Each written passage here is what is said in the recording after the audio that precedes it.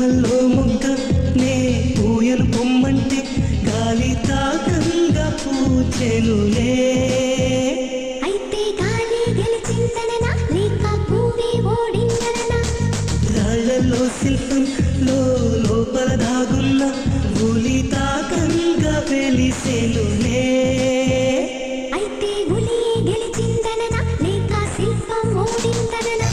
ఈ వివరం తెలిపేది ఎవరంట, వ్యవహారం తీర్చేది ఎవరంట?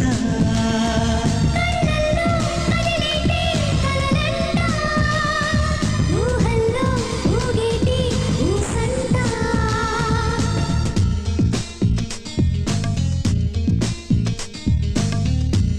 చెలియా చెలియా చిరుకోప